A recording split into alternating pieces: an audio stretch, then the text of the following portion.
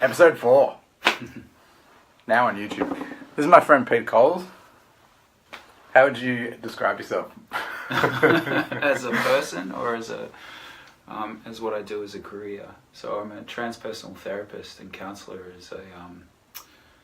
as a profession. I suppose an educator as well. Mm-hmm. I've just come out of being a teacher of mental health for the past 3 or 4 years. Sure. Teaching a diploma of that. Okay. Actually just stopped that at the end of the year though. Where are we teaching? A place called ETEA Institute. Okay. Yeah. So teaching people how to work with people with mental health issues. Sure. And also alcohol and other drugs. So I come from an alcohol and other drugs background as well, or working with people with with abuse in drug and alcohol. And I remember that's like the first thing you studied, was alcohol and dependency and stuff like that, yeah. How's that evolved across time in terms of dealing with it with people and stuff? Well, it's still a huge passion of mine, and I think just in general maybe alcohol and other drugs has moved into addictive behaviour in general. And possibly just looking at the multiple ways in which we disassociate from the world through addictive behaviour and addictive tendencies. So whether that's actually as simplistic as just looking at our mobile phones constantly, or shopping or eating, or whatever it is that I suppose disconnects us from reality, which I think because of the intensity of the modern world, taking a break with it through disassociation has almost become kind of the norm, and in some ways mandatory behaviour in order to cope with the excess of just the excessive information that kind of that bombards us. So taking a break, and the ways that we take a break, I suppose for a lot of us, some of those can be really unhealthy in the long run. They can be really satisfying in the moment, definitely, but not so much, Even I've had this thread of dating dancers, alright, because they're just fun and a bit nuts, right, which is quite sexy. But I've noticed that there's this ability to disassociate from your brain by embodying. They get really into their body and into a flow state physically and that, and there's this like mental disconnect that they're kind of almost escaping into their body, which is like subtle, but I've seen it a couple of times now. I'm like, that's why you like so embodied. You can separate from the mental stuff that you're not enjoying, kind of even addicted to their own body. I think you can do that. I think you can use anything to disassociate, and but I would argue that using dance as a form of relaxation and also processing the world can be a really healthy thing. But I think that you can also move into a place where it ceases to become healthy and it becomes a place of escapism. I think that's possible, and to some extent I think that's where we went with somatic therapies in general. Is there was a huge emphasis on catharsis and connection and I suppose peak experiences. So unless you were kind of bawling your eyes out, unless you were reaching this really emotional state, then that was considered the release. I had this huge release, this huge experience, and I think that what we notice through somatic therapy is that can be of huge benefit, but but if we're constantly searching for those states and thinking that is the place of release and that is the place of healing, then I think we can become really addicted to those states as well, or we can put too much emphasis on that as a process and as a for every now and then. Or I think they can be really, really helpful, and the same with dance. But you can lose yourself in anything I suppose outside of moderation. Which moves into an extreme can become unhealthy, and what at first could seemingly have been a really healthy thing to do. You mentioned catharsis. What's your take on violent video games and and I guess even sexual content or whatever as an outlet for do you think that rehearses sexual deviance and violence, or do you think it's an outlet and that it allows people a way to get it out in a way that doesn't then get channeled into deviance? Or are we rehearsing? You know, it's something that I haven't really given a great deal of thought of. I don't play video games myself. I don't have anything against them. I think I'd say anything where you're just kind of obsessed with it and you're escaping into, then it can be unhealthy. But that doesn't mean that video games themselves are unhealthy, or potentially even violent video games, or leading some sort of life, or moving into a form of escapism to live in an alternative life. And I think that that's something that we're going to have to really, really look at as technologically as we develop, and the worlds and how we interact in these worlds is going to be something that's is really going to push our moral understandings of what's considered ethically okay or not. What is it when you can actually inhabit a virtual world and play out these things, and do we allow that to go to any extreme that a person wishes to fantasize about, or do we put I suppose moral boundaries on those things? And if we're given the opportunity to play out our fantasies, both sexually and I suppose violently as well, what are the ramifications of that? I think we would have no way of knowing that. And I suppose again, saying that I was always quite fond of was everything in moderation, including moderation. If you are too excessive about your moderation, then that's a form of excess. Yeah, and I've definitely done that, where I was so focused on integrity and abstinence and stuff like that I was like quite tightly wound by the end of it. I thought that was my salvation and all that, and it's definitely a skill set to be able to go, no, I don't need that, and I'm not going to use this as escapism, and just to be able to say no to things and that. But there's definitely a point where you're like, no fun, and you're just like stressing yourself out, and it's not actually beneficial.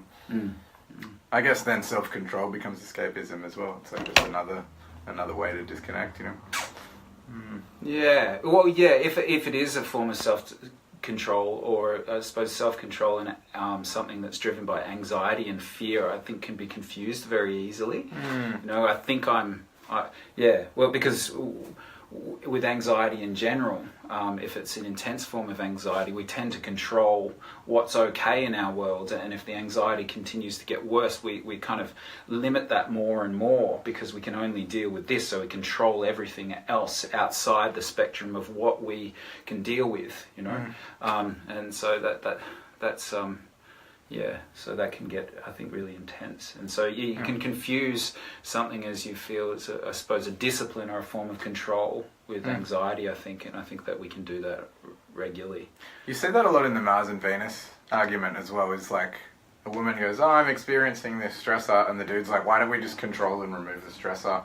And she's like, no, I want you to empathize with me and like help me process it. And the dude's like, yeah, but we could just... Have you seen that thing, It's Not About the Nail, when she's got like a nail in her head? And he's like, yeah, but look, I reckon if we just get the nail out. And she's like, this is not about the nail, And he's like, all right, fine, I'll listen. And she goes, yeah, it's real achy, and like my jumper keeps getting snagged on it. And he's just like...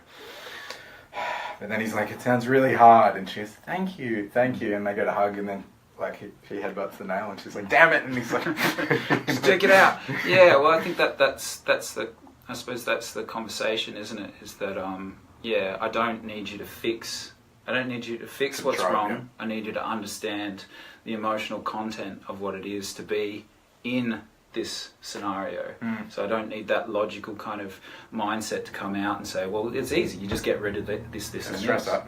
Which makes sense, because even if you do fix that scenario, the end result is that another scenario will appear that is also going to evolve that emotional content. So it's not as easy as logically just kind of taking the nail out, in that metaphor. It's about the fact that, well, in general, life is a form of suffering and drama and confusion, and so that's always going to be there. So it's a legitimate argument to be able to talk about the emotional content without just fixing it.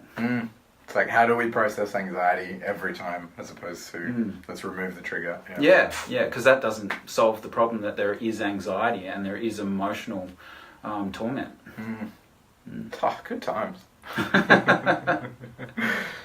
Would you say that let's not make it gendered, actually. I was going to say, obviously women are more emotionally intelligent and men are more like strategically, spatially aware, whatever, at birth. And you see that in very young children and how they play and stuff. But do you think that, both avenues should be pursued as like, or should we play to our strengths? That's like a Gary Vee thing. He's like, just, forget like trying to fill in the gaps. It's like play to your strengths and get really good at the stuff you're good at.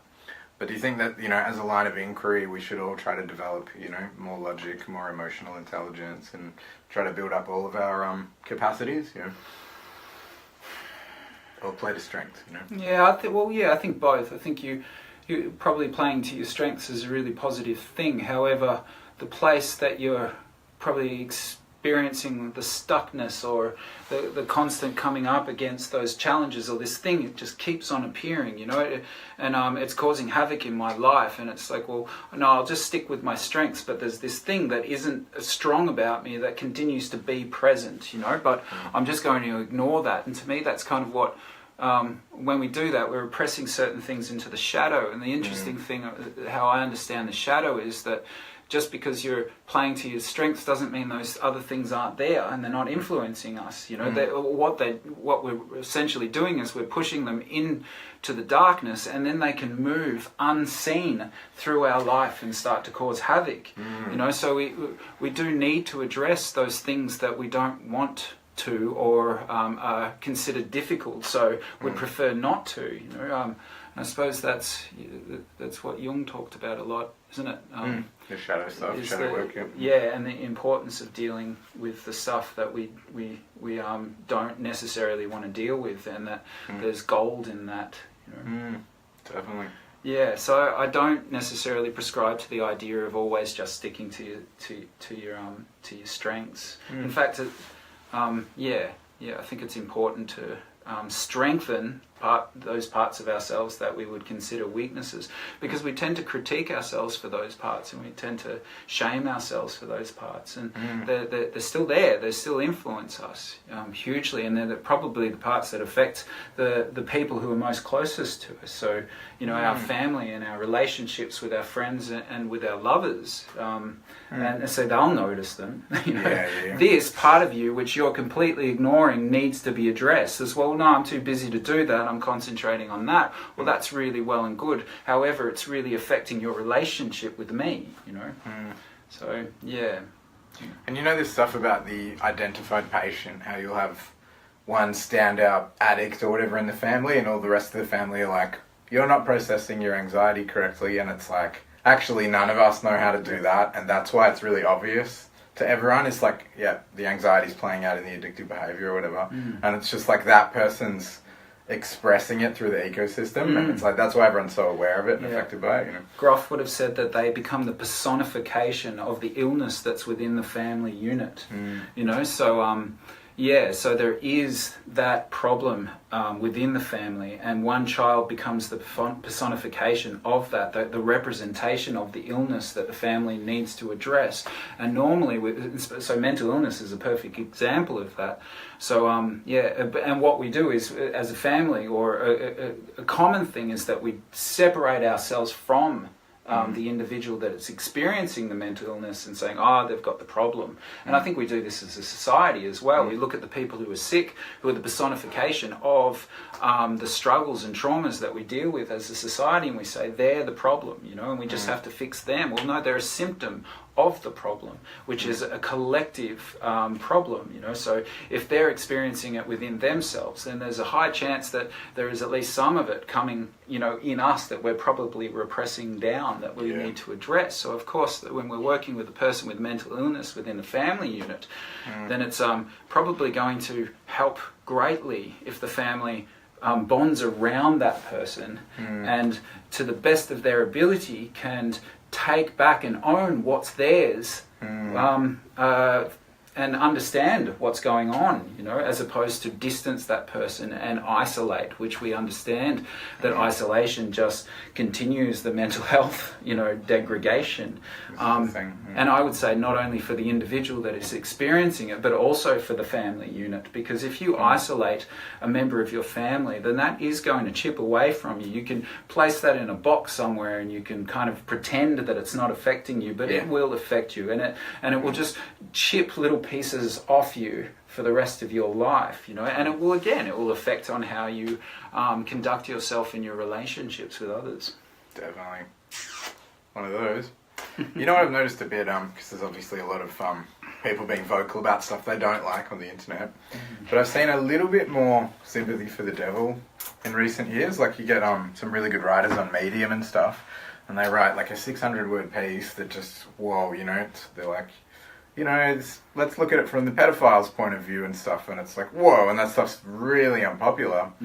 But the more that we just go, let's string them up and lynch them, and it's like, that doesn't happen, It's like, let's castrate them. Well, that doesn't happen. It's like, you can try chemically castrating them or whatever, but, now they got that, like, virtuous pedophiles where the dudes are, like, at least trying to look out for each other. Like, I'm an abstinent pedophile, and, they're at least trying to behave in that. And because there's a little bit more sympathy for that, and, for some of the immigrant sex offenders and stuff that are getting a lot of attention, and that it's like, okay, these people are moving from a war-torn country to a country where they don't understand the culture, finding it really hard to get employment is apparently a common thread, is like terminally unemployable, start resorting to crime, constantly rejected by the locals and stuff, particularly with like Islamic racism and stuff like that, and like Sudanese people coming in and getting really, what's the word, blacklisted, is that the right word? But, experiencing all this racism and stuff, and it's like, and then we're wondering why they're not, like, cooperating. It's like, actually, they're really suffering and struggling to integrate, and so, like, this kind of lashing out in violent and sexual crime and stuff like that, it's not far-fetched for those humans to choose that, It's like they're so miserable and unsatisfied by existence that, like, what's another ridiculous act against society? Like, what's the point of not doing that, And as people sort of start to integrate that, I think that we're getting closer to coming up with solutions. It's like, okay, well, certain people need employment, they need stuff to do, There's not a lot of opportunity for the youth that are ending up in these gangs and stuff like that, strain theories, like there's not opportunities coming down from the top, so what else are they going to do? Home invasions, Yeah, so the way that I suppose understood what you were just talking about then was that deviant behaviour and so deviant behaviour is a symptom of disempowerment. So deviant behaviour and rebellious behaviour is a symptom of disempowerment.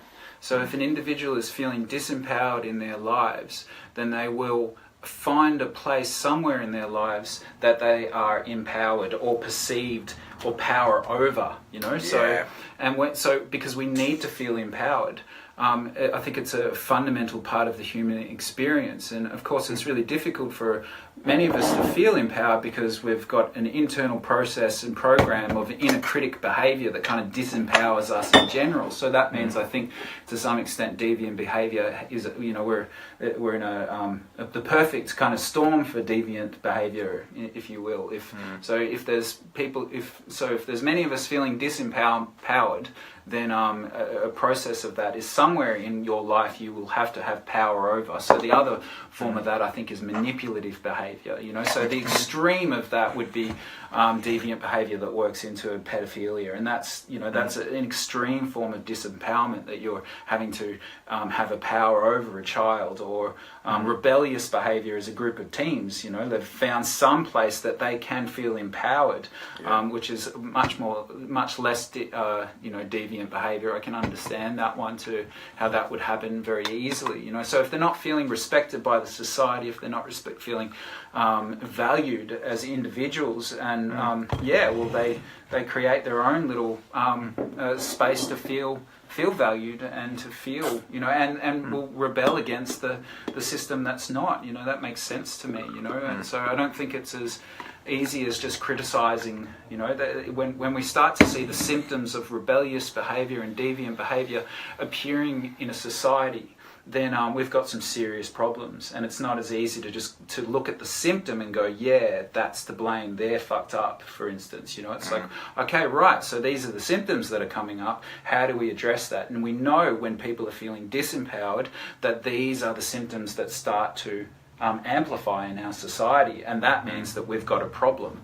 So then the question becomes how do you empower people who are feeling disempowered? And that's obviously a very, very complex scenario. And I think, yeah, especially with immigration, I think that's quite often part of the process is to formulate a foundation of empowerment within a new society with a new group of people. One of the first places that they will find, or one of the first kind of experiences that they will find, is probably a disempowerment, because it's essentially two cultures meeting each other, and when those two cultures meet each other, there's going to be a form of fear involved in that, because it's fear of the unknown. And while that unknown is happening, some pretty fucking weird shit's going to take place, and part of that is one will probably try to dominate the other and state the rules of agreement, and each society will try to work out, each community will try to work out what's appropriate and what's not, and what you're allowed to bring into the country and what's not, and if we're not addressing those things, then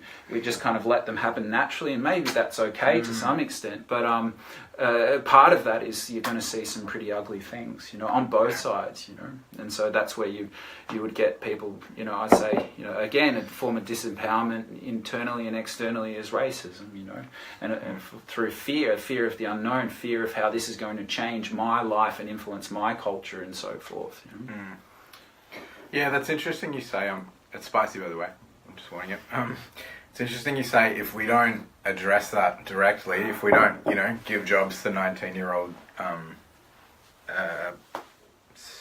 what was it saying, Sudanese kids, and, they're saying the South Asian, I don't know what sect of Islam or whatever, quite often the sex offenders or whatever, and, they're attacking like blonde women in Germany and stuff like that particularly, and there was an article where she was saying, this guy had targeted mums with their prams and stuff, he had this thing about, that iconic representation of like a female who's not struggling or whatever. He sort of thought these blonde princesses and they're just with their babies in the park, and that really infuriated him, and he's like lashing out against that because he was like unable to integrate it or whatever.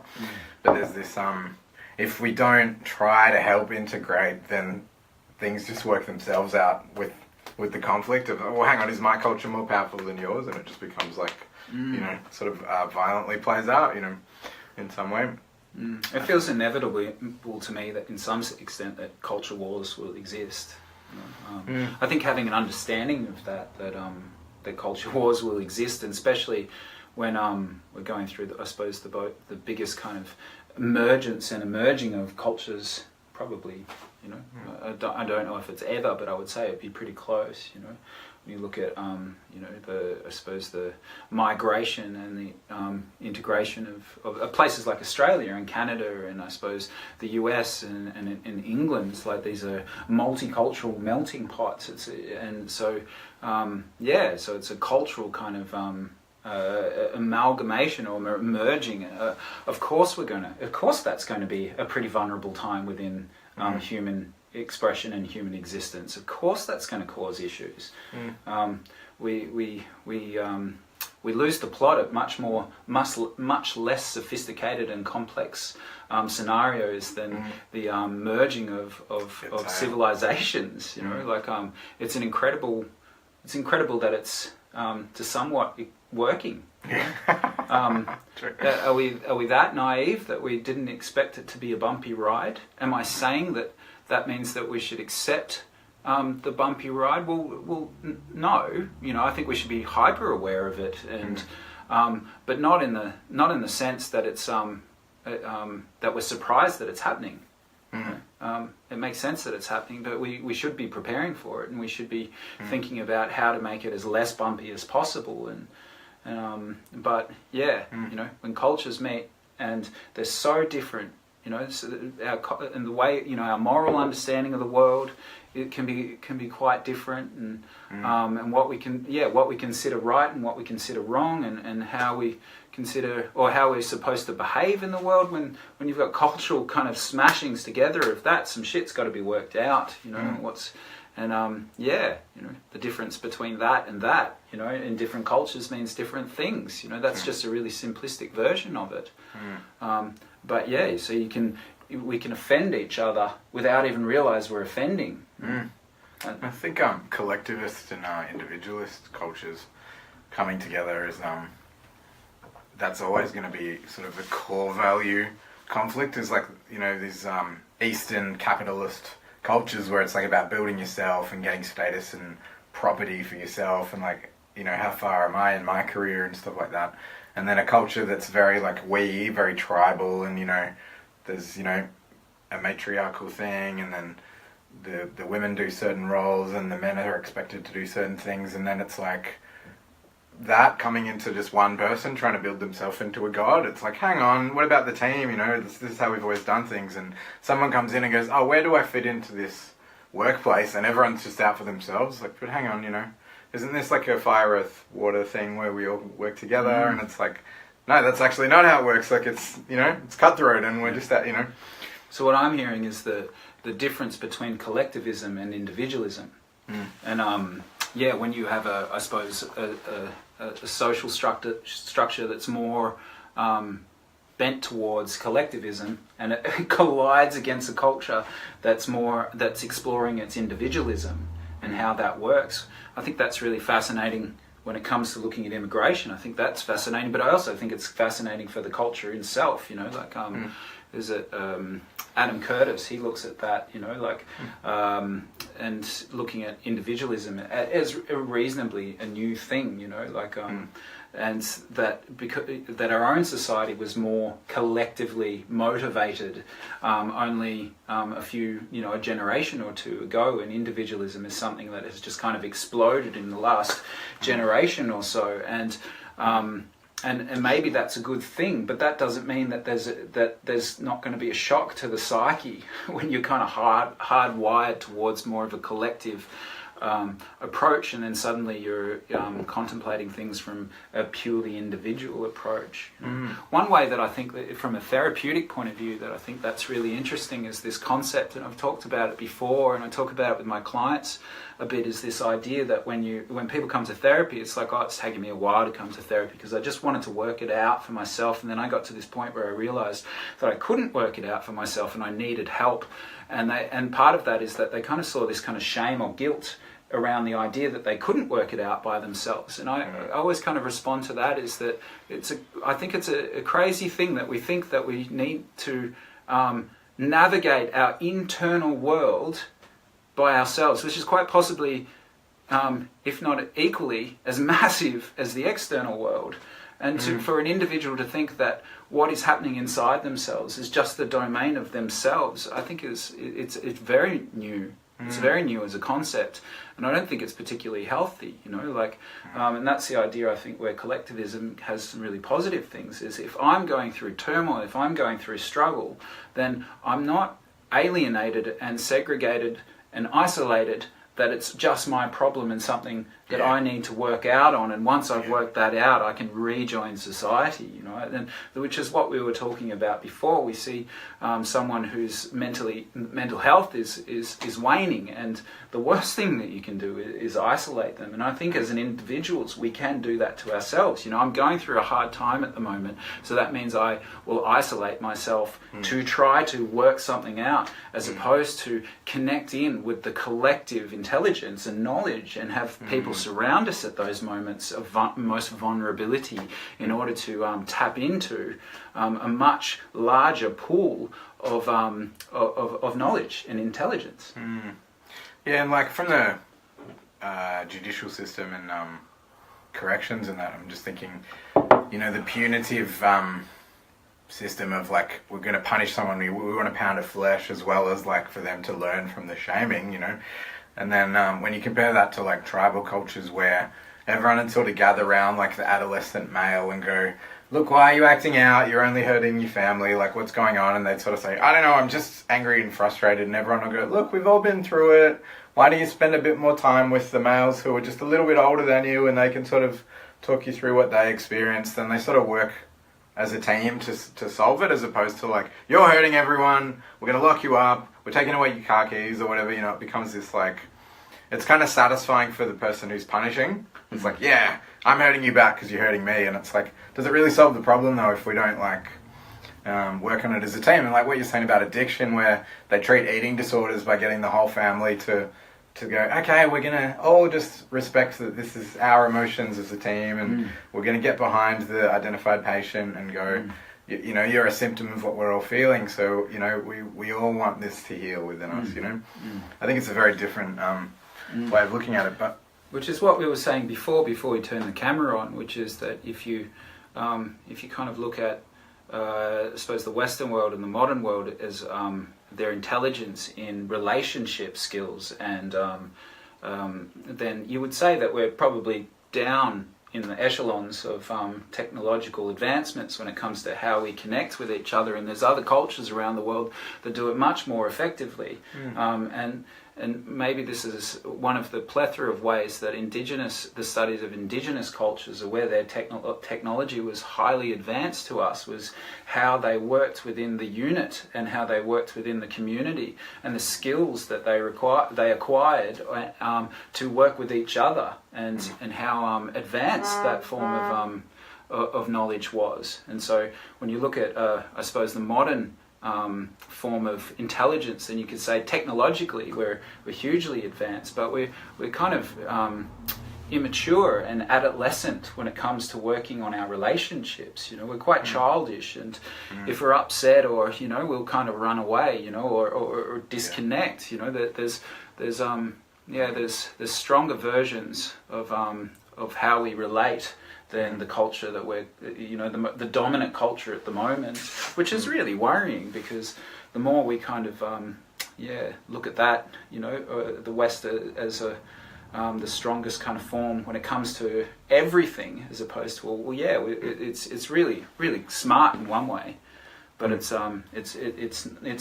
quite, you know, immature in other ways, and we need to take that into consideration.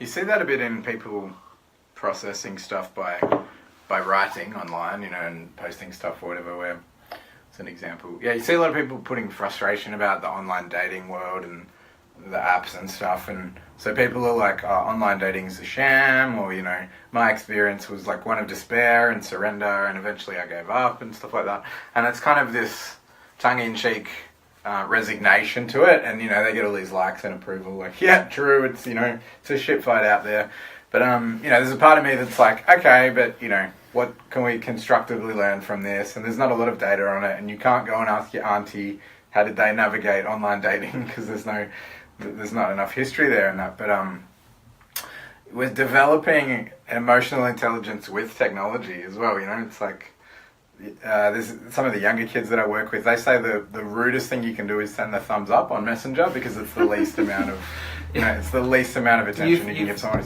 You've spent no time thinking about this message whatsoever. You've just checked it and gone, done, deal with that, move on. Yeah, and I get that. It is, from their point of view, and they're growing up with it, they're like, that is really offensive, you know. Like, you didn't even go okay and type the word okay. Yeah, so the social etiquette is still being worked out. What's okay, what's not, what's the rules, you know, and what's the social kind of game, what we consider is all right. I think that's really true. And it's, again, we're adolescents when it comes to it, you know. It's hard for us to look back. You know, I think we can look back into history about how we've worked with social etiquette, and again of how we've you know, can transpose obviously a lot of what we know about the rules of engagement into the virtual space, but we're going to have to adjust them in order to deal with, you know, the new kind of paradigm that we're working with. Absolutely. You were saying something before about when you step through the portal, it's sort of inconceivable what life was like before. Yeah. And it's like, okay, now this is my reality. Pete was sharing with me the joys of fatherhood, and how once you go through the portal, it's like, oh, this is this amazing world. I could have done this sooner and stuff. Would you like to share about that, or do you just want to talk about portals? Well, yeah. Well, I was kind of saying, what I was saying is that, with the birth of my daughter, as soon it was kind of it was almost instantly, as soon as she was there, I couldn't imagine her ever not being there, which is an extraordinary kind of experience. And that, so it just kind of changes, I think, in some ways like psychedelics do. It changes the way that you think forever, and it will change the way you'll perceive the world, because as soon as you've had an experience like that, it changes how you perceive everything. And I think that any heightened state does that, and I'd say that parenthood is very much one of that. As soon as you see your son or daughter for the first time, or child for the first time, there's something that changes your neurochemical makeup, and you can't ever go back from that, and it changes how you view absolutely everything. And it's and I think that's why it's an interesting way to explain like a drug-induced state as a comparison, is because you can kind of think about it all you want before you've experienced it, but you can't imagine what it would be like not knowing. You can have an approximation, but it's not the same. It's not the same. So you can, I suppose, for a psychedelic experience, for example, so you can think about that. So, it's probably like this, and you can have someone explain it to you. But if you've, if that's an area of exploration that you choose, and once you've had the experience, you're like, oh wow, okay, right. So now I get it. And very much fatherhood and parenthood, I think, is very much like that. You can have an approximation on it, which means that you can have great conversations with the whole of society, but to use, I suppose, the psychedelic analogy as well, there's certain conversations within that conversation that you can really only have with someone that's had that experience. So that's an interesting kind of thing. And so I use the porthole kind of metaphor, because it is once you've gone through the porthole, you can't go back. You're in it, and it changes the whole way you perceive things, and also where you sit in your hierarchy of importance as well. Which is a really interesting thing. There's suddenly this little being there that means more to you than yourself, and that's part of the scenario that's really hard to I suppose integrate. Is that you would sacrifice yourself for them, which is quite a crazy idea, really. Sure. Most of our worlds revolve around us, especially in the individualist cultures. Especially within an individualist culture, yeah. Yeah. You were saying something about you can't imagine what it's like before. You can't imagine not knowing, or whatever. You're saying something about that. There was a video I made about a black belt trying to impart knowledge to a white belt. It's just as a concept, right? Because it applies to many different things. But the example I used is, how do I get out of a triangle, right? The triangle's like a jiu-jitsu choke where they put you in this little triangle thing with their legs. And the most common response to how do I get out of a triangle is these higher belts go, I just don't get into a triangle. And as a white belt, you're like, but I'm ending up in them all the time. How do I? And it's because it's actually correct. Like, the correct way of avoiding them is, like, you sort of see them as they're happening, and you go, nah, and you sort of, that comes with experience. Like, when people are always trying to triangle you, there's all different ways of setting it up. So you start to see the setup, and you go, no, before it happens, right? Yeah. So that's actually correct information. But the question is actually, as a white belt, I'm not recognizing the triangles, then I'm ending up locked in the triangle, and it's like, how do I undo the triangle at the latest possible stage is the actual question. And if you asked a black belt like that, they'd go, okay, so it's the latest possible stage, you need to reverse engineer the steps that got you into it, right? That's the actual correct answer to the correct question. But it's almost harder to empathize with someone who, doesn't have the level of understanding you have. So when someone goes, how do I stop feeling depressed? You go, you just got to live your life and be really healthy. And it's like, but I'm not living my life, and I'm not really healthy, and I'm not doing things that inspire me. And it's like, the actual question is, how do you go from rock bottom to something that's slightly not rock bottom? That's the question, or whatever. And you almost have to remember what it's like to be astonishingly miserable, and then go, what things helped me when I was miserable, or whatever. So you kind of got to empathize on a really uncomfortable level.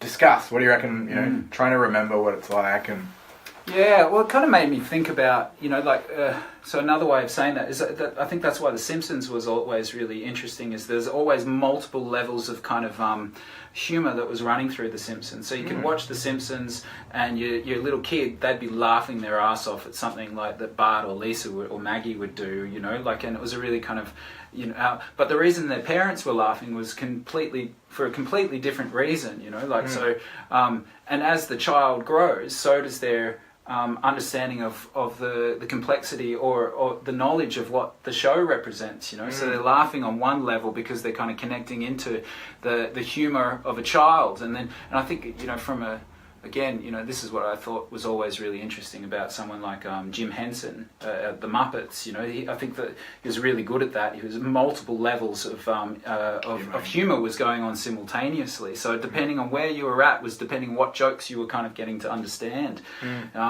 But part of that maybe is that, you know, you forget, you know, that your kids are what they're laughing at. I don't see it like that. I see it like that, and I think that can be really confusing, and again, I think empathy is massive around that. It's like, well, so yeah, I suppose if you're working, you know, because I've been training for a long time, I'm not having the same issues for you as you, and then that means that it's hard for me to relate to that anymore. Well, yeah, I think that's where emotional intelligence comes into things, you know, because it's not, because it's all right. Well, and I suppose again with therapy as well, it's not, well, this is how I got out of that. It's like, well, so this is what you're going through at the moment, and how do you get out of it? And that's an interesting conversation to have, and that's where wisdom doesn't necessarily, from an external point of view, doesn't necessarily help as much. And it's like, well, you know, you can, so, all right, well, yeah, so that's the problem that you're in at the moment, is you're struggling with getting out of triangles. And forgive me not being able to use the metaphor with jiu-jitsu, because it's not something that I'm really knowledgeable about, but you know, like going through the process with them, so that they're kind of, you know, that you're being able to live through it with them, and possibly even creating a scenario where they can work it out themselves. Sure. Because again, exactly what you said, you know, coming from a black belt point of view is, well, you know, that your brain's working like this because you've had a whole bunch of repetitive kind of concepts and moves, I would say, that have been chucked in for ages, which gives you the ability to not get caught in that. But that's almost useless knowledge. Yeah, that's why you're saying wisdom doesn't help. Doesn't help, like, you know. Yeah, so, and that's where it's like, well, okay, right, where are you at, and what's the scenario you're getting into, and let's like break it down from your point of view, and through breaking it down, can we come up with some more ideas, or can you come up with some more ideas, having someone kind of approach it with you, which is, you know, from a therapeutic point of view, that's kind of a Carl Rogers, a Rogerian approach, which is that the person has the best understanding of themselves, and probably has the, you know, they're the person who has the key to their own salvation and their own knowledge. So the only thing that you can do, coming from a different perspective, is encourage and their own knowledge and own concepts. Yeah, teach them to fish, kind of thing. Yeah. Do you think that if you go through with someone and spell out the dynamic of the problem, like with them sort of helping you illustrate it and code it, you know, that from the point of view of zooming out and going, what's the pattern here? Do you think that they can, as you said, they can work it out themselves more clearly, or do you still have to kind of nudge them in the direction of like, what happens when you push the button? Something bad happens. Why are you pushing the button? I think it's because I want attention. It's like, can we get attention somewhere else that's not pushing the button or whatever? And they'll be like, oh yeah, okay, so don't push the button because something bad happens. So where else can I get attention? Oh, I can get positive attention from juggling, so I'll juggle instead of pushing the button. You know? Do you think that opening it up and like spreading it out helps them work it out themselves, or do you think that it's got to be experiential and they've got to like bang their head against it several times till they get like an aversion and they're like, nah, not pushing the button, I hate the button, you know? I think experience is massively important. Yeah, absolutely. It's kind of like that, you know, it's like, why can't the old pass on all the information and the wisdom to the young? You know, so some things you just have to learn yourself. I think that's really important. But I also think that through bringing out, you know, like through, you know, as you said, getting a bit more of a distance on things and opening things up with another person can be really helpful. But I think another part of that is education, and I think that's what you can do as with people who are that you're exploring worlds with, is that you can educate yourself together and educate, and so for instance, if you're flying like a 747 jet or a plane, and it's like well, I'm having trouble lifting off at the moment. It's like, oh, okay, right, well, how do you feel about that? Like, well, no, you actually you need to know how to fly the bloody plane. And so there's a couple of real strong foundational kind of things that you need to know about a 747 in order to fly that plane appropriately. Yep. And if you don't know them, you're going to crash it. Yeah. Or it's going to be a bumpy ride for everyone involved. So I think that's where I think education becomes really important. So, for instance, like I would say that for I would say there's a lot of emotional illiteracy. A lot of people don't really know what's happening in their emotional kind of sphere. So that can cause two things. It can cause a complete shutdown of your emotional space, which is no good for relationships at all. But the other thing it can do, which is the other side of it, is it can create an overwhelming experience of emotion where you can't see any form of logic through that, and that's also a pretty full-on space to be on, or be in. And so create, having some sort of information of your emotional world or your the way that your mind works. I think that's really, really important for people. And so education about how we work to the best of our ability, it can be really, really handy. And I think guys don't have the as in men don't have as much of a social network where they can go to with like, look, I'm really struggling to process anxiety, for example, we were touching on. And, most men don't sort of understand the difference between fear and anxiety or whatever, the subtleties of stuff. And so, let alone you feel like asking other dudes because they're like so emotionally intelligent, they can shed the answers on you. So we are more likely to do like what you said before, like, I'm just going to like isolate myself and try get to some kind of resolve with this, some kind of resolution before reintegrating back into the group. So I think, it's hard for guys these days, and I know you did some work with men's circles and stuff like that. How did you find that kind of thing, like men being willing to look for support and stuff, I think it's a really complex thing because it's, of course, when we're talking about this stuff, we tend to generalize, and that's really good for conversation because you kind of need to generalize if you're talking about this stuff, but it also creates amazing potholes for people to fall into, especially on things like social media. But yeah, I'd say one thing that I would say about that is that I think it's a completely legitimate response to. So there's two ways, well there's many ways, but two ways that I think are really common is some people, they will, if they're a bind, I suppose, and trying to understand something about themselves on an emotional level, they can, one way is to just talk that out incessantly, Sure. That's one way until I find what's wrong with me. And another way is to shut off and go into the man cave, so to speak. And I think both of those, you could argue that are legitimate responses to things, I think we're in a period of society where we think that talking everything through is of a high benefit. And that's true for sure. But also to take some time and to consider where you're at before you speak is also a legitimate response. I often say that to guys as well, like, if you're gonna, feel risky about being vulnerable and stuff, like, do it on your terms, Yeah. It's like, you don't have to talk when someone goes, tell me what's wrong. It's just give me a bit, I'm still trying to get it into words before I... Being able to communicate that's a powerful thing. So going, hold on a second, okay, so I'm not ready to have this conversation yet because I don't know how to have the conversation yet. And that's not because I don't want to, it's because I haven't actually formulated the language yet to have this conversation. So, and I suppose it's the lack of being able to communicate at all that sometimes gets us into, considerable problems when it comes to that. So of course, communication is probably paramount in that situation, even if it is the communicating of I just need some time and then I'll get back to you. So within relationships, I think that's really, really handy. And really difficult to do. I don't think It's, I don't think that, as I said, if you kind of put us into the Western world, into a hierarchy of where we sit on the technology of communication, I wouldn't say you'd put us in the top 5, Yeah. We were talking about it before.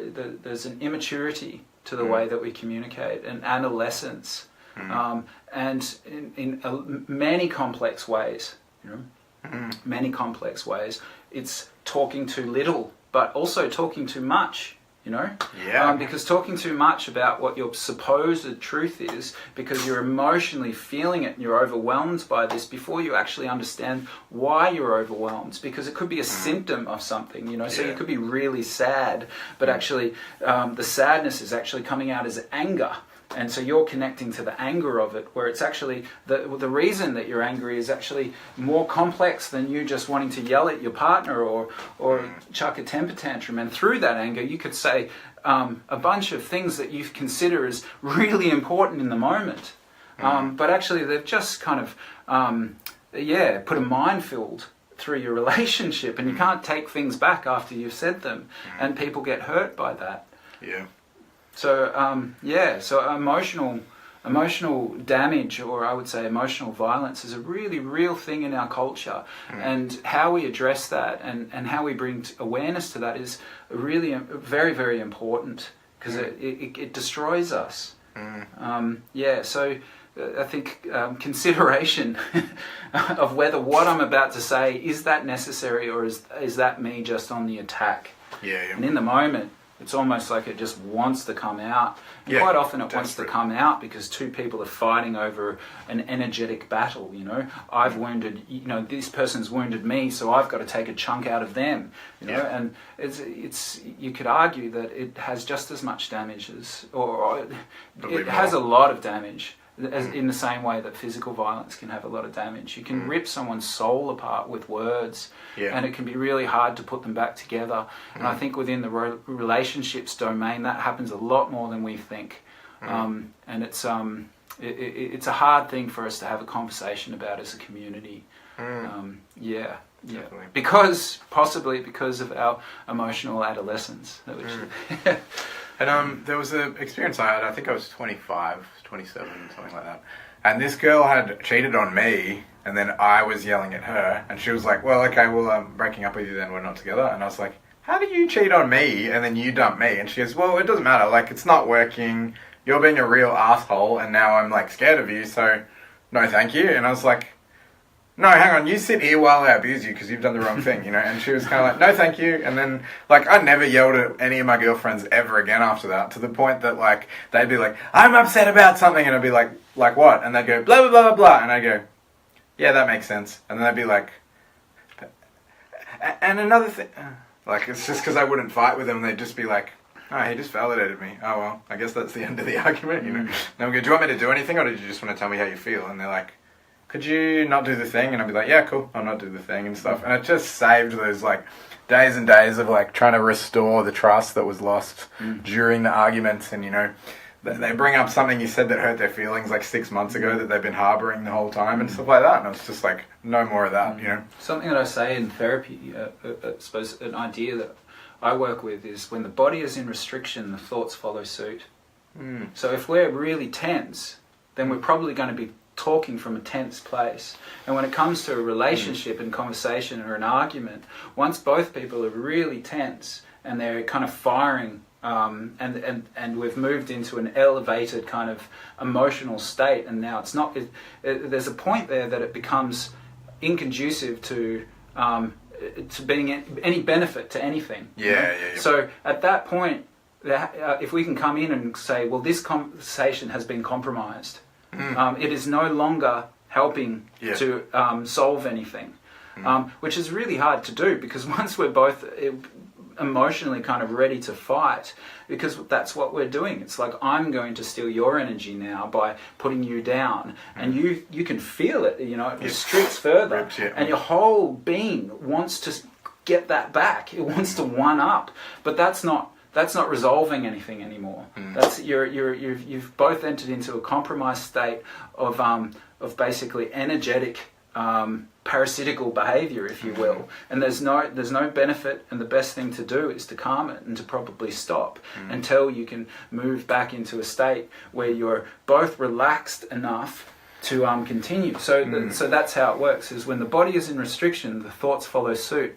When the body is in relaxation, the thoughts follow suit. So if our body's feeling tense, then it's quite possible that in some ways we've been compromised. And that's a handy thing to notice when we're dealing with the world, is that if I'm feeling, and anxiety is a perfect example of that. So if I'm feeling anxious, then the way that I'm computing the world may be compromised to some extent. And that's kind of true, because that's what cortisol does. Cortisol kind of releases into our system, and then we're literally looking for the things that are most dangerous to us so we can be prepared to escape from them.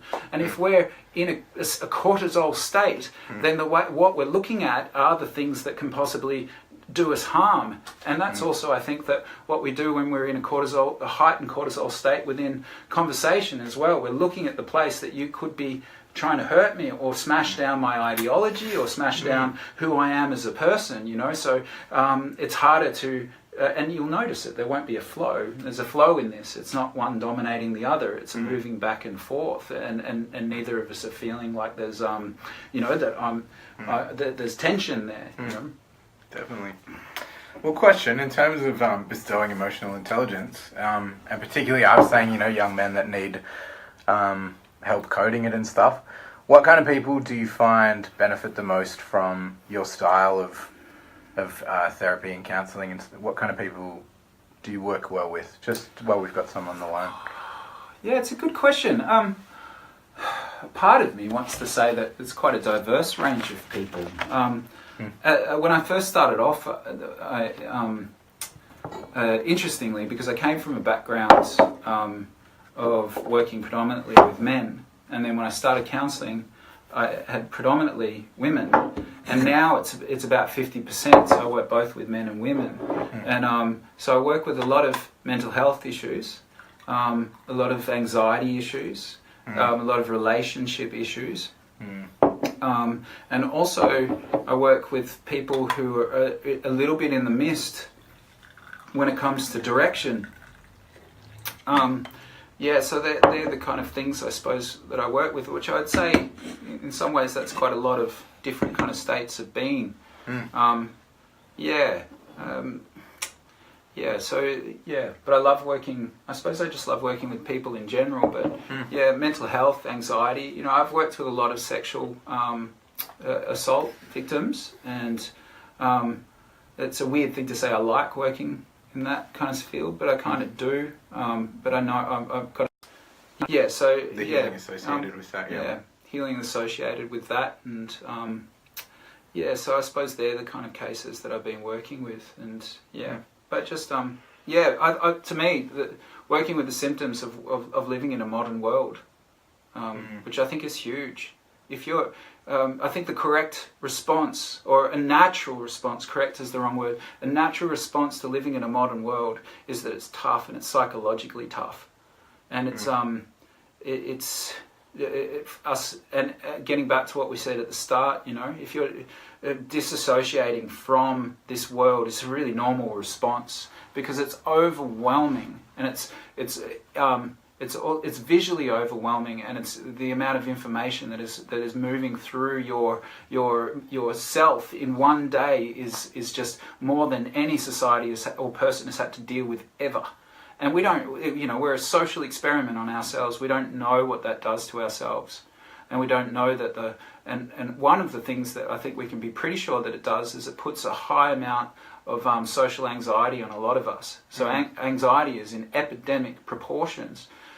Which means that for a lot of us during the day, we've got quite a lot of cortisol running through us, you know, and I think that's and working out ways of and when people are in a state of anxiety, they can start to think that they're not doing life well, and so they start to blame themselves for something that's a much bigger problem than the individual, you know. So struggle has always been, and it's natural for humans. Struggle has always been a part of existence, you know. Suffering has always been part of existence. So you know, the concept that we're supposed to be happy all the time, I think, is really flawed, you know, and I think a lot of people sell it, and it's not Yeah, and then what that does is that why can't, the individual can go, well, why can't I be happy? It's like, well, you're lucky if you get, slices of happy every now and then. That's really good. I don't see that as a particularly healthy thing to aim for on a constant basis, because it's quite possible you'll be disappointed. Yeah, true. One of the things I've been toying with a lot in conversation is this idea that expectations govern, disappointment and stuff. And if you aim really low, or you expect like not very much from people, you'll always be pleasantly surprised. Is this thing that keeps coming up. But it's, people are in a relationship where they're like, I just got to stop my partner doing this one thing, or if only they would do this, or like, if only my boss would treat me this way, I would get the validation that I never got from my parents. It's like, we're trying to get stuff that's really unrealistic, and then that causes like a down, that causes like, what's the word? It makes everything a drainer, but it's like, if you don't expect as much, then everything's like, cool, there was cake and it was free. It's like, it's always a pleasant surprise. Do you think that applies to what you're saying about, people lacking direction or whatever? You said you work with people who are trying to figure out what they're doing. Are they too hard on themselves? Is the responsibility they place on relieving their own anxiety too high? They're expecting too much, Yeah, I think it's hard to answer that, or I feel like I'd have to think about it more. But the first thing that came into my head is that possibly they're too hard on themselves in the wrong areas and not hard enough on themselves in the other areas. Discuss. Yeah. So they're kind of punishing themselves to a place that they can't move, as opposed to, so existence is difficult. So you're going to struggle whether you like it or not, You've been sold probably the opposite, and we're surrounded by a culture where, Facebook we all like to show the best of us. So then, if we're looking for any reprieve and we go online, then we're going to see everyone having, the times of their lives and doing amazing things and succeeding in this world. And then we will kind of go, well, shit, I'm not doing that. What's wrong with me? And I think that that's a direct result of capitalism. And I'm not saying anything bad or good about capitalism. But what I am saying is that capitalism, one of the things that it does, or it's moved into, is it works well with creating an inadequacy inside of people, because if there's an inadequacy, then we want to buy stuff, to fill the void. It works hand in hand, and so it's also a healthy thing for us, for a capitalistic model, to make us feel isolated and everyone's doing better, So if we're constantly looking externally outside and going, well, they've got that and they've got that, and if I get that, then I'll feel better,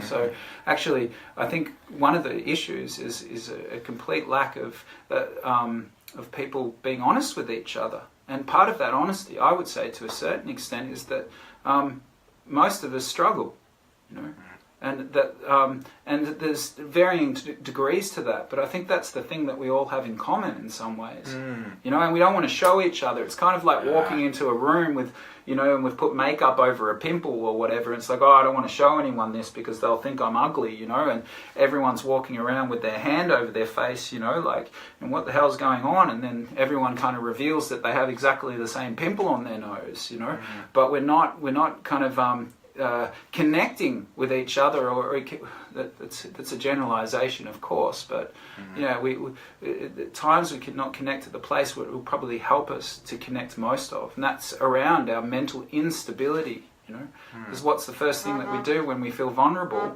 Well, a common thing is to isolate ourselves, and as I said, it's probably the thing that connects us.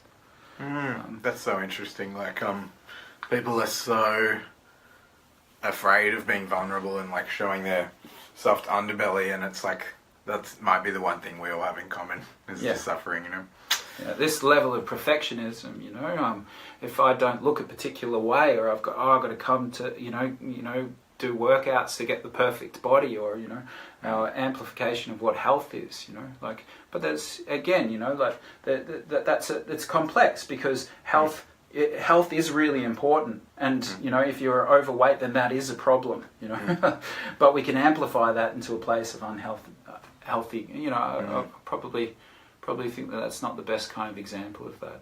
And as we were saying before, like, the fat shaming doesn't help because it adds to the neuroticism that's causing the self-medicating to disassociate and stuff, and it's like that family gathering around the identified patient and going, come on, you can do it, let's eat some dinner, to the anorexic, you know, that's what works for that, in particular, like food directly, but same with addiction, you know. Just taking responsibility as well, you know. Like there's an interesting concept, and I'm not saying you were saying this, but what it made me think of is, you know, the kind of positive affirmation kind of concept of like, you can do it, you know. And support comes in many ways, and that's kind of what I'm saying is one of the levels of support is being as truthful about what is as possible, you know, and not necessarily always about what can be, you know. If you're, you know, you can be this, you could be this, you know. It's like, well, what is? And can we have a conversation about the complexities of living in what is? Does that make sense? You know, Absolutely. It's like, so yeah, you're working with someone with anorexia and, you know, like helping them to eat their food, you know, and one of the things is to be able to relate and empathize with how difficult that is in that moment, and not to, and to be able to go, okay, right, that's where we're at. You know, where we're at right now is it's almost impossible for you to imagine even taking one mouthful. Yeah, wow. So, and because we can do that, I think that can be a common kind of misconception around, you know, it's like, all right, I'm having really negative thoughts, so I will try to counter that by saying really positive things about myself the whole time. You know, and that can be of benefit. I'm not saying it's not of benefit, but we can overcompensate that, and then it can kind of flip on us. And so, because again, you know, where we're trying to solve the problem of that is in the mind, you know, and not everything that is happening in the mind. You know, like sometimes, and Zupa and I have been talking about this, is that, you know, you can be having really negative, restrictive thought processes in your head, and part of the problem is that you're just not putting your body to work enough, you know, and so you move into your body and you start expanding and relaxing and opening your body, and you start using your body, and then you notice that the thoughts start to sort themselves out by their own accord. It's not that you needed to go into the depths of it, that you just needed to start activating other parts of yourself because you're too involved in it. So it's not like you're needing to solve this complex puzzle, which the mind loves. It loves to think that the answer is all inside an inquisitive kind of exploration of thought. And that the evidence suggests that that's not always the case, you know. And so bringing ourselves back into our body, using it, and just disconnecting from, giving a rest to, can be equally as, or if not, you know, more beneficial to that. Oxygenation of the blood, you know. So if you're having really restrictive thoughts, then it could be just a process that you're spending too much time there and not enough time in other parts of your life. There's stuff towards the end of my book, which is coming out in June, that sort of pertains to, you know, it's quite obvious that if we drink alcohol or take drugs or whatever, like, oh, that changes how I feel and what I'm thinking and stuff. And my character, which is like my 19-year-old self, starts to go, oh, hang on, when I actually eat food, because, you know, you do drugs, you don't eat and stuff. When I eat healthy food, that does something to me as well. I feel better about who I am, and, you know, then you look better as well, so then you get more self-esteem from that. But, you know, it's not that far-fetched to think, oh, these fruit and vegetables make me feel better, like, you know, exercise as well, you know, it's not that far-fetched to go, oh, okay, well, if the wine makes me feel like that, then so do the vegetables, you know, it changes your state, and if it changes how you feel, it changes how you think, which can change everything, you know. Another thing that is interesting around that with addiction and, I suppose, unhealthy kind of habits, is that when we're engaging in unhealthy habits, we tend to punish ourselves after. And so when we're punishing ourselves, one of the things that can happen as a symptom of that is that we're not deserving of good things. So, you know, so that goes along the kind of theory of like, so if you're working with addiction, it's not necessarily ceasing the addictive behavior that's the best place of interjection. It's doing things that aren't revolved around that behavior, so adding other things in, so your life is becoming so full that there's no room for the unhealthy behavior. But that's really difficult because the addicted person feels like they don't deserve, you know, the healthy, good life. You know, so another way of looking at that is, so okay, so I've drunk too much alcohol last night. I can punish myself for that. It's like, oh, okay, right. So what I really need to do is start to have a healthy day. Make sure that I'm filling my body with goodness. Making sure that I'm detoxifying detoxifying and trying to replenish myself and trying to put healthy habits in place to counter that. But that can be one of the cycles that people get in, is they don't do that because subconsciously they don't deserve it. They don't deserve to be healthy. They don't deserve to have that healthy food or that healthy experience in their life because they're not worth it.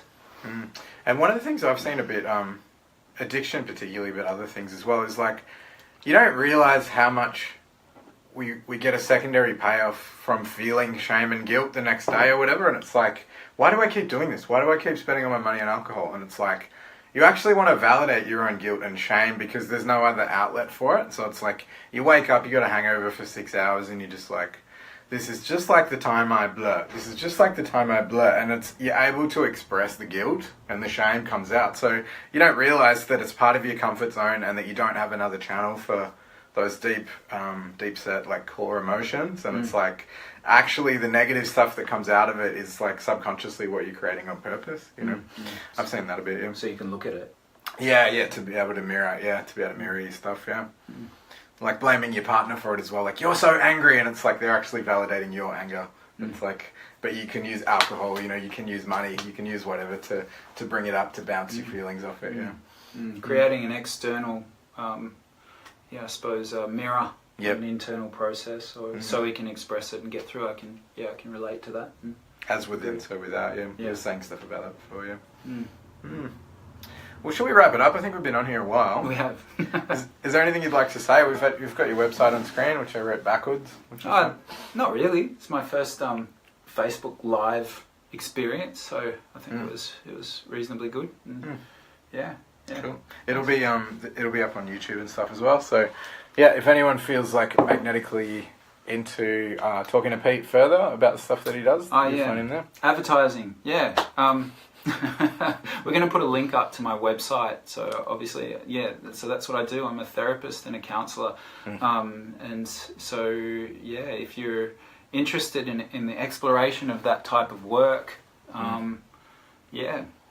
that's what I do. And if you're feeling, that you might think that we'd get along, then come in. So the last thing I'll say about that is with therapy in general, and I think that some people disregard it because they go in and they see a therapist and they have a bad experience with the therapist, and then they kind of go, well, therapy is shit. No, really, the relationship with that person was shit, and that's all it says is that you two weren't a good fit for each other, and that's the most important thing within creating a therapeutic relationship, is having a bond with the person that you're working with. And so that's what a first session normally is for me, is to see if we actually fit for each other and we're a good match, and then from that, then we move forward. But it's probably harder than you think. I don't know, or maybe it's not. But it's quite common for people not to fit, which is the same in every normal day life. Is that you get along with some people and you don't. So don't confuse a mismatch of relationship with a therapist with therapy. So I think that within the modern day world, it's really important to be able to talk things out and feel things out. And sometimes someone who is disconnected from your circle of friends, that doesn't have the same emotional connection to you, can be of real benefit. And again, I don't think that you should have to work your internal world out by yourself. I think that's, in a lot of cases, that's a little bit crazy, and it's a modern day kind of phenomenon that exacerbates isolation in our communities. So that's the last I'll say about that. Well, thanks for joining us, Pete. Absolute pleasure as always. Catch you on the flip side.